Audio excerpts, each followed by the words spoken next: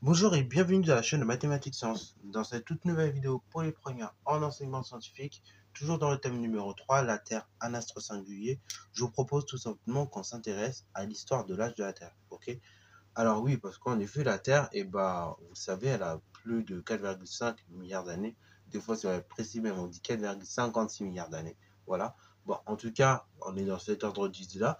Mais est-ce que cet âge-là, elle a toujours été le même? Ok, déjà, est-ce que les scientifiques, lorsqu'ils ont déterminé cet âge-là, ça a toujours été le même? Et au contraire, comment aussi ils ont réussi à le déterminer? Donc là, on va un petit peu s'intéresser à tous ces éléments-là, ok? Donc liés à l'histoire de l'âge de la Terre. Et donc, je vous propose qu'on coupe la vidéo en 3 parties. Donc tout d'abord, on va s'intéresser donc aux différents éléments qui ont permis de déterminer l'âge de la Terre. Ok, on va voir qu'il s'agit tout simplement d'un sujet même, ça a été même un sujet de controverse scientifique. Ensuite, dans un second temps, donc on va voir un consensus scientifique sur l'âge de la Terre dû à la découverte de la radioactivité. Ok. Et enfin, troisième élément, on va voir comment un savoir scientifique se construit. Ok. Et donc, comment la nature peut être mieux perçue et mieux comprise. Sur ce, c'est parti mon kiki. Alors tout d'abord, oui, comme je l'ai dit, l'âge de la Terre, ça a été vraiment un sujet de controverse scientifique. C'est-à-dire que tout le monde n'a pas forcément été d'accord sur l'âge de la Terre. Ok.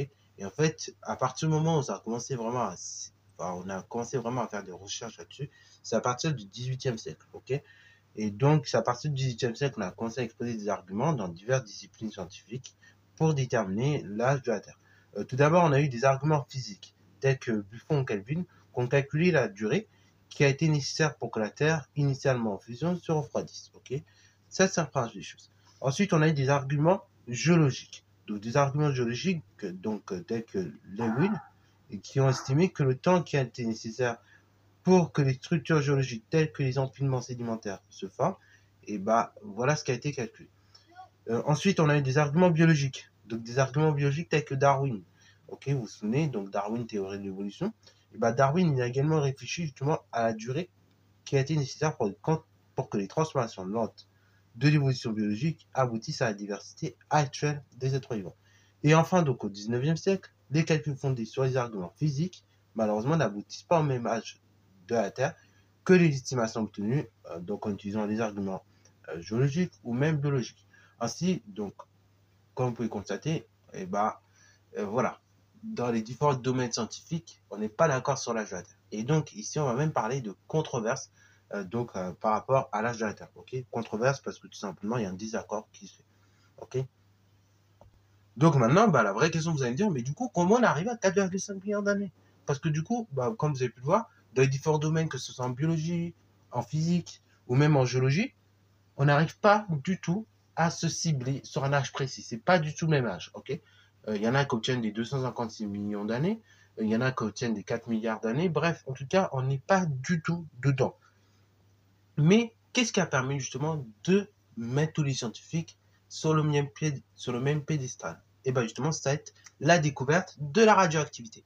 Ah oui, le retour de la radioactivité. En effet, la radioactivité, donc avec la radioactivité, on a pu vraiment, à partir du moment où il y a eu la radioactivité qui s'est installée, ok, et qui a été découverte par Marie Curie notamment, de là, on a pu faire un peu plus d'exploration.